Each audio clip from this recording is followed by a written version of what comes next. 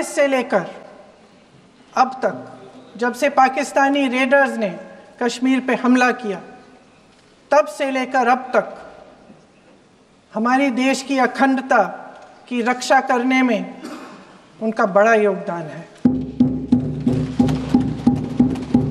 हमारी आज़ादी अहिंसा के आंदोलन से हासिल हुई, लेकिन जैसे मैंने कहा, उसको कायम रखने के लिए हमारी सेना का बहुत बड़ा योगदान है। अध्यक्ष महोदय, कल मैं सदन में बैठी हुई सबके भाषण सुन रही थी। आदरणीय रक्षा मंत्री महोदय ने बोला, सत्ता पक्ष के कई मंत्रियों ने बोला। 1 घंटे का रक्षा मंत्री जी का लंबा भाषण था। सुनते सुनते एक बात मुझे बहुत खटक रही थी। उसके बाद जब दूसरे भाषण भी सुने आपके सत्ता पक्ष के, तब भी ये बात बार बार मेरे मन में आ रही थी कि सारी बातें कर ली, ऑपरेशन सिंदूर की बात कर ली, आतंकवाद की बात कर ली, देश की रक्षा की बात कर ली, इतिहास का पाठ भी पढ़ा दिया, लेकिन एक बात छूट गई। उस दिन 22 अप्रैल 2025 को जब 26 देशवासियों को अपने परिवार के सदस्यों के सामने खुलेआम मारा गया, तो ये हमला कैसे हुआ, क्यों हुआ?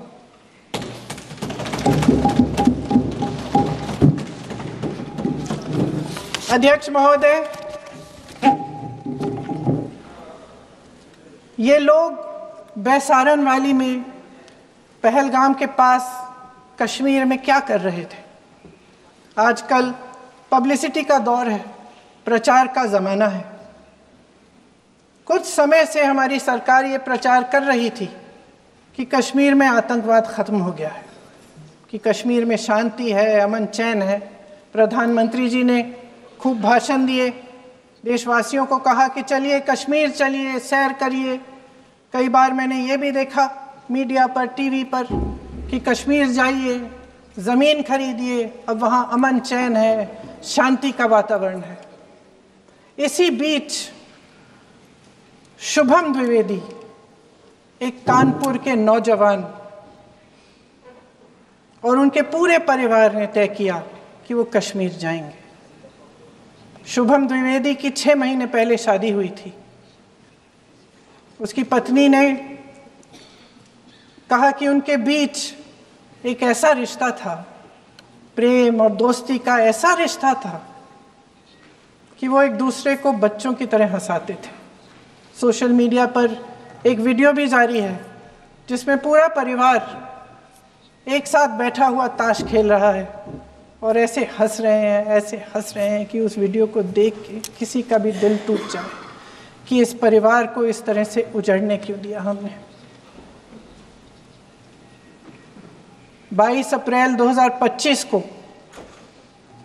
बैसारन वैली में मौसम का मिजाज अच्छा था। जैसे हर रोज़ लगातार 1000 से 1500 लोग वहाँ पहुँचते थे, उसी तरह से उस दिन भी तमाम पर्यटक वहाँ पहुँचे।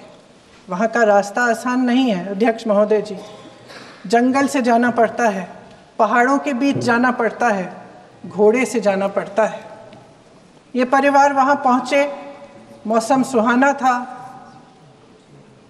उनके बच्चे ट्रैम्पोलिन पे खेल रहे थे, कोई जिपलाइन कर रहा था, कोई चाय पी रहा था, तो कोई कश्मीर की सुंदर वादियों की ठंडी हवा का मज़ा ले रहा था। शुभम अपनी पत्नी के साथ एक स्टॉल पे खड़े थे। तभी अचानक 4 आतंकवादी जंगल में से निकलते हैं और शुभम को वहीं अपनी पत्नी के सामने मार डालते हैं। उसके बाद वे वहाँ से पूरे वैली में 1 घंटे के लिए लोगों को चुन चुन कर मारते हैं। किसी के पति को अपनी पत्नी के आंखों के सामने, किसी के पिता को अपने बेटे के सामने, चुन चुन कर 26 लोगों को मार डालते हैं। शुभम की पत्नी घबराकर वहाँ से भागने की कोशिश करती है, अपनी जान बचाने के लिए जंगल की तरफ दौड़ती है। वहाँ पता चलता है कि तमाम लोग जंगल की तरफ दौड़े हैं और अपनी जान बचाने की कोशिश कर रहे हैं।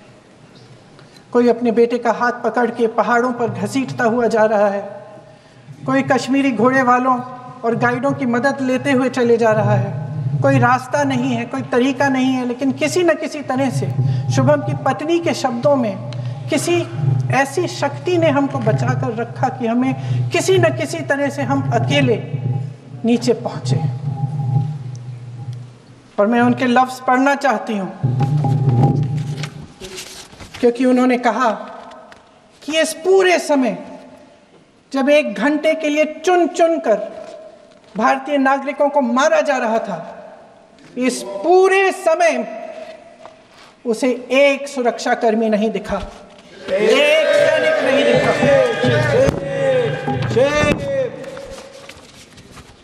शुभम की पत्नी ने कहा, कोट, मैंने अपनी दुनिया को खत्म होते हुए देखा। अपनी आंखों के सामने एक सिक्योरिटी गार्ड नहीं था। मैं ये कह सकती हूँ कि देश ने, सरकार ने हमें वहां पे अनाथ छोड़ दिया था। सिक्योरिटी क्यों नहीं थी वहां पे एक सैनिक क्यों नहीं दिखा? क्या सरकार को मालूम नहीं था कि यहां रोज 1000 से 1500 पर्यटक जाते हैं? क्या सरकार को मालूम नहीं था कि यहाँ के को पहुंचने के लिए जंगल के रास्ते से जाना पड़ता है? अगर कुछ हो जाएगा तो लोग वहां से निकल नहीं पाएंगे। एक चिकित्सा का इंतजाम नहीं था, फर्स्ट एड का इंतजाम नहीं था, कोई इंतजाम नहीं था, ना सुरक्षा का ना फर्स्ट एड का। इन लोगों को भगवान भरोसे छोड़ दिया गया। ये लोग वहां पे इस सरकार के भरोसे गए और इस सरकार ने उन्हें भगवान भरोसे छोड़ दिया।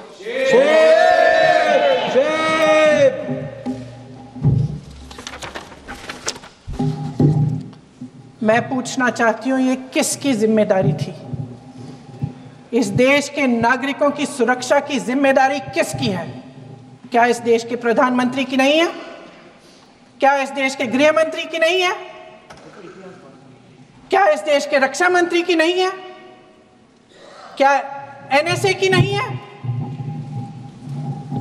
अध्यक्ष महोदय, पहलगाम हमले से सिर्फ 2 हफ्ते पहले हमारे गृह मंत्री महोदय जी कश्मीर गए थे। किस लिए गए थे? जो सुरक्षा की व्यवस्था है इसको देखने के लिए गए थे, इसको रिव्यू करने के लिए गए थे। और उन्होंने वहां कहा कि आतंकवाद पर विजय प्राप्त हुई है। ये 2 हफ्ते पहले है। 3 महीने बाद JNK के गवर्नर साहब एक आम इंटरव्यू में ऐसे ही चलते चलते कह देते हैं कि हाँ, बैसारन वैली में बहुत लापरवाही हुई और इसके लिए मैं जिम्मेदारी लेता हूँ। ऐसे ही चलते चलते, और वो बात होती है, ख़त्म भी वहाँ होती है और वहीं ख़त्म हो जाती है। उनसे जिम्मेदारी ली भी नहीं जाती, कोई सवाल नहीं उठाता, कोई जवाब नहीं देता। अध्यक्ष महोदय, उस हमले की जिम्मेदारी एक आतंकवादी गुट जिसका नाम TRF है थोड़े दिनों बाद लेती है। कौन है ये TRF? 2019 में ये गुट बना। 2020 में इसने कश्मीर में आतंकवाद का काम शुरू कर दिया और 2020 अप्रैल 2020 से लेकर 22 अप्रैल 2025 तक इन्होंने 25 आतंकवादी हमले किए। गृह मंत्री महोदय ने जब यूपीए सरकार के समय के आतंकवादी हमले गिने तो लगभग 25 गिनवाए थे अभी अपने भाषण में। इस गुट ने कश्मीर में 25 हमले 2020 और 2025 के अंदर एक पूरी लिस्ट है इन हमलों की। मेरे पास इतना समय नहीं है, इसलिए मैं एक एक को नहीं पढ़ना चाहती, लेकिन मैं इतना कहूँगी कि इनमें रियासी का हमला भी था 2024 का, जिसमें 9 लोग मारे गए और 41 लोग घायल हुए। कुल मिलाकर 2020 से लेकर 22 अप्रैल 2025 तक टीआरएफ ने 41 सेना और सुरक्षा कर्मियों की हत्या की, 27 सिविलियन की हत्या की और 54 लोगों को घायल किया था। भारत सरकार ने टीआरएफ को आतंकवादी संगठन का दर्जा कब दिया? 2020 में दिया, 2021 में दिया, 2022 में दिया, 2023 में दिया। 3 साल बाद, 3 सालों के लिए ये आतंकवादी गतिविधियां कर रहे हैं और आप इनको आतंकवादी संगठन तब कहते हैं 2023 में? इसकी क्या वजह थी? ये सब सरकार के संज्ञान में था। और आप मुझे बताना चाहते हैं, सत्ता पक्ष के नेता बताना चाहते हैं कि ये सब आपके संज्ञान में था, लेकिन कोई भी एक ऐसी एजेंसी नहीं है हमारी सरकार की जिसको पता चला कि ऐसा हमला, ऐसा भयानक हमला होने जा रहा है हमारे देश में, कि पाकिस्तान में बैठे हुए इस हमले की योजना बन रही है कि हम भारत जाके हैवानियत करेंगे, 26 लोगों को मार डालेंगे और हमें पता ही नहीं है। क्या ये हमारी एजेंसियों की विफलता है कि नहीं है? ये बहुत बड़ी विफलता है, एक बहुत बड़ी विफलता है। जानते थे कि ये गुट है, जानते थे कि 5 सालों से ये आतंकवादी हमले कर रहा है, अध्यापकों को मारा, आर्मी के बड़े बड़े अफसरों को मारा, आम जनता को मार डाला, पुलिस वालों को मार डाला, और आप इन पे निगरानी नहीं रख रहे थे। और ये जो एजेंसियां हैं, इनकी जिम्मेदारी कौन लेगा? क्या आईबी चीफ ने अपना इस्तीफा दिया? क्या किसी ने इस्तीफा दिया? गृह मंत्री जी के कार्य क्षेत्र में आता है इंटेलिजेंस ब्यूरो। क्या गृह मंत्री जी ने इस्तीफा दिया? इस्तीफा छोड़िए, जिम्मेदारी ली।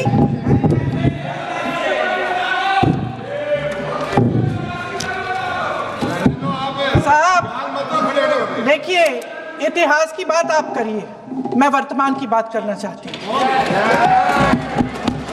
आपको तो एक बहाना चाहिए, आपको तो एक बहाना चाहिए। पूरे परिवार का नाम गिनवा देते हैं। अरे अपनी जिम्मेदारी खुद लीजिए। 11 सालों के लिए तो सत्ता में आप हैं। अभी नेहरू को छोड़ नहीं रहा। कल माननीय गौरव गोगोई जी ने अपने भाषण में पूछा गृह मंत्री जी से, क्या आपकी जिम्मेदारी नहीं थी? मैं देख रही थी। राजनाथ जी, रक्षा मंत्री जी यूं अपना सर हिला रहे थे, कुछ बोले नहीं। अंदर से ये महसूस हुआ होगा कि यहाँ कुछ जिम्मेदारी थी, लेकिन माननीय गृह मंत्री महोदय जी हंस रहे थे, वे हंस रहे थे।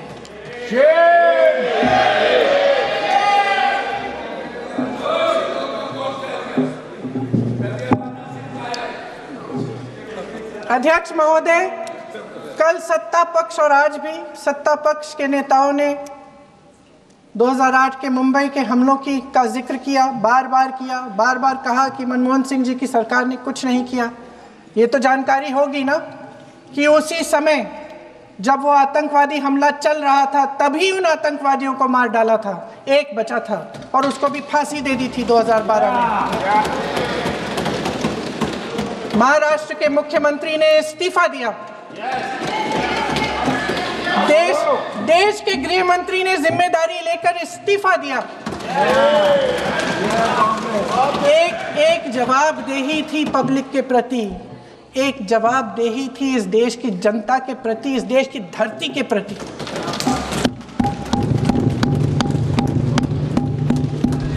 राजनाथ जी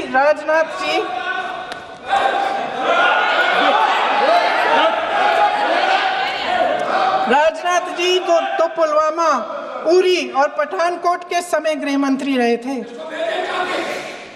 आज वे रक्षा मंत्री हैं।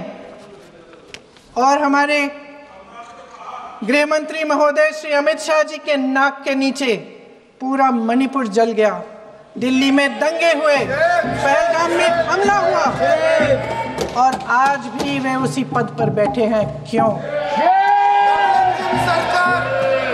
अध्यक्ष महोदय, बमबारी से अखबारों के हेडलाइन बनते हैं, मगर कहानी सुरक्षा में की चूक में भी है। आज देश खोखले भाषण नहीं सुनना चाहता, देश जवाब चाहता है, तसल्ली चाहता है कि सच उससे छिपाया नहीं जाएगा। देश जानना चाहता है कि उस दिन अप्रैल 22, 2025 को क्या हुआ और क्यों हुआ। आप तो खुद अपनी पीठ थपथपाने में लगे रहते हैं। सेना, देश, संसद से सच छुपाते हैं। ऑपरेशन सिंदूर जब शुरू हुआ, हम सब ने समर्थन किया, सब एकजुट होकर खड़े हो गए इस देश के लिए। दोबारा होगा, दोबारा खड़े हो जाएंगे। अगर हमारे देश पे हमला होता है तो यहाँ इस सदन में किसी भी पार्टी का हो, कोई भी हो, सब आपका समर्थन करेंगे। और हमें अपनी सेना पर गर्व है कि उन्होंने इस बार भी दृढ़ता से लड़ाई लड़ी, धैर्य से लड़ाई लड़ी, वीरता से लड़ाई लड़ी। लेकिन इस ऑपरेशन का सिंदूर का क्रेडिट, उसका श्रेय तो हमारे प्रधानमंत्री जी चाहते हैं। सही भी है, ठीक है, सही है, श्रेय ले, श्रेय ले। ओलंपिक्स में हमारा मेडल आता है, उसका भी श्रेय लेते हैं, ले। लेकिन सिर्फ श्रेय लेने से नहीं होता नेतृत्व, जिम्मेदारी भी लेनी पड़ती है।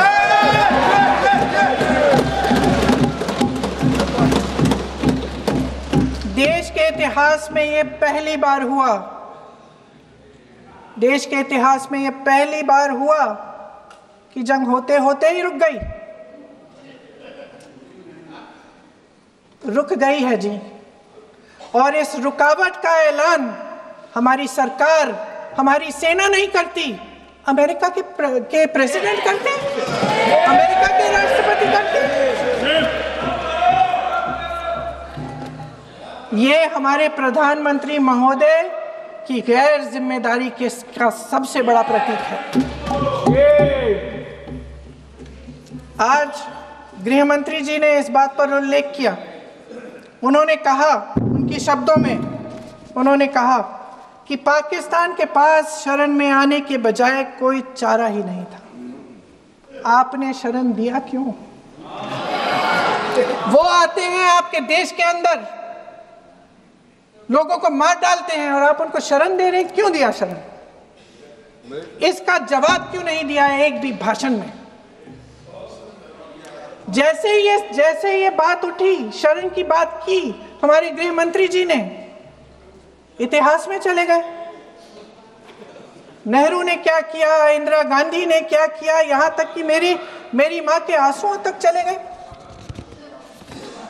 लेकिन इस सवाल का जवाब नहीं दिया कि ये सीज फायर हुआ क्यों, ये जंग रुका क्यों, और तब क्यों रुका जब दुश्मन के पास कोई चारा नहीं था हमारे श्रेय में आने के बजाय। क्यों रुका ये जंग?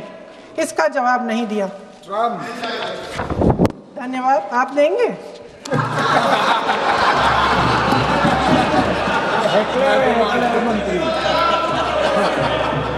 देना भाई, देना।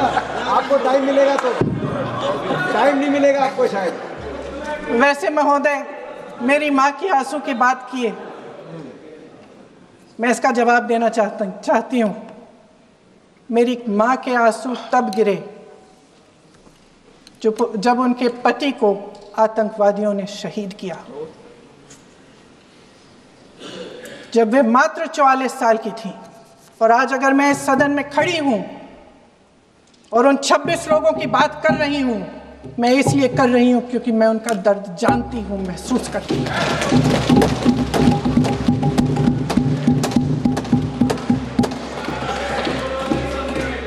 अध्यक्ष महोदय, मैंने कहा कि देश का नेतृत्व सिर्फ उपलब्धियों का श्रेय लेने से मजबूत नहीं होता। सफलता और विफलता दोनों की जिम्मेदारी लेने से बुलंद होता है। ये सोने का ताज नहीं है, कांटों का ताज है।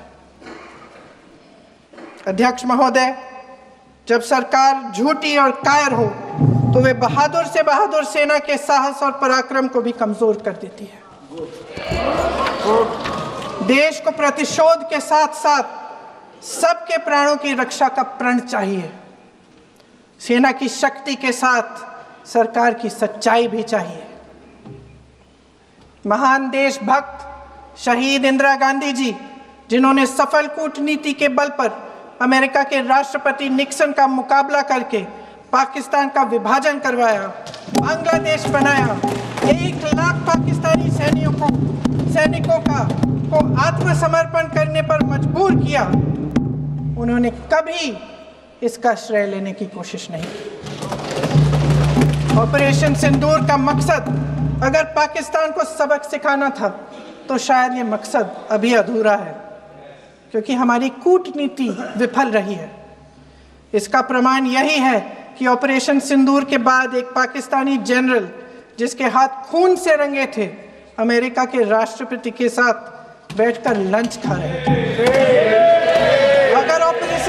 अगर ऑपरेशन सिंदूर का मकसद आतंकवाद को खत्म करने का था तो पाकिस्तान को संयुक्त राष्ट्र के आतंकवाद विरोधी समिति का अध्यक्ष चुने जाने से इस मकसद को धक्का लगा है। इसकी जिम्मेदारी कौन लेगा?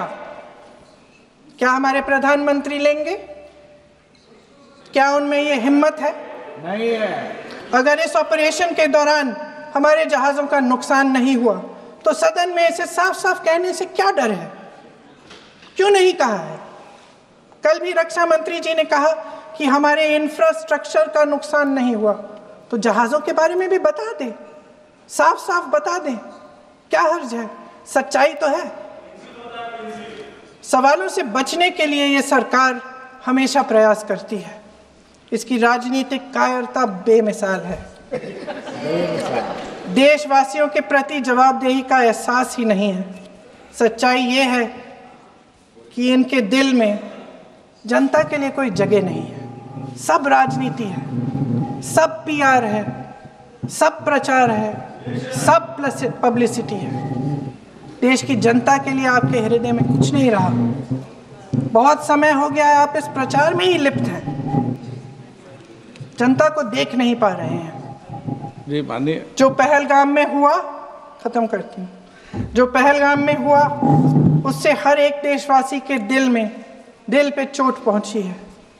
हिमांशी नारवाल की गुहार ने हम सबको शर्मिंदा किया है। इसीलिए मैं आज यहाँ खड़े हुए एक आखिरी बात करना चाहती हूँ।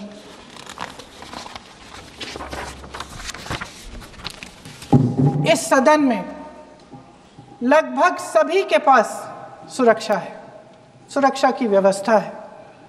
हम जहाँ भी जाते हैं हमारे साथ सुरक्षा कर्मी आते हैं।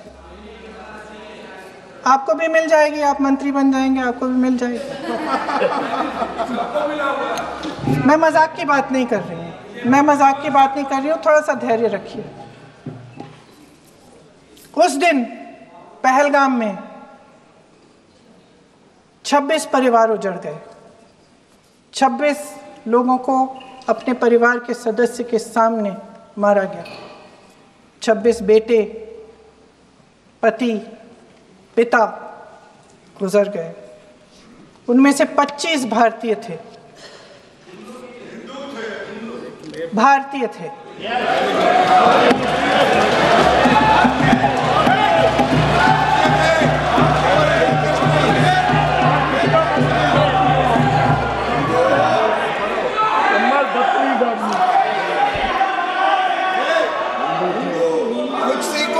जितने भी लोग बैसारन वैली में थे और जो 25 भारतीय मारे गए, उनके लिए कोई सुरक्षा नहीं थी, कोई सुरक्षा नहीं थी। आप कितने भी ऑपरेशन कर डालें, आप इस सच्चाई के पीछे छुप नहीं सकते, इसे नकार नहीं सकते। आपने उनको सुरक्षित नहीं किया। कोई शर्म नहीं है, कोई शर्म नहीं है। कोई शर्म नहीं है और ना कभी होगी। सुन लीजिए, सुबह भी मैं शिव मंत्र बोल के आई हूं। इनको क्या पता शिव मंत्र क्या है? शिव मंत्र इनका खत्म कर लूं अपना भाषण। शिव मंत्र। मैं एक बार उन 25 भारतीयों के चुप रही। मैं एक बार उन 25 भारतीयों के नाम इस सदन में पढ़ना चाहती हूं, ताकि यहां बैठे हर सदस्य को यह एहसास हो कि वे भी हमारी तरह इंसान थे, किसी राजनीतिक बिसात के मोहरे नहीं थे। वे भी इस देश के बेटे थे, वे भी इस देश के शहीद हैं। उनके परिजनों के प्रति हम सब की जवाबदेही बनती है। उन्हें सच्चाई जानने का हक है। समीर गुहा भारतीय, बिट्टन अधिकारी, मनीष रंजन, हेमंत सुहास जोशी, विनय नारवाल, सुशील नथनियल, अतुल श्रीकांत मोने, सैयद आदिल हुसैन शाह, नीरज उद्वानी, एन रामचंद्रन, संजय लक्ष्मण लेले, मानिए प्लीज। दिनेश अग्रवाल, दिलीप दिल से, कुमार सतपति, JS चंद्रमौली। अब आप बोलिए, अब आराम से। JS चंद्रमौली, यतीश परमार, S मधुसूदन राव, माननीय सदस्य, नारेबाजी का सदन नहीं है।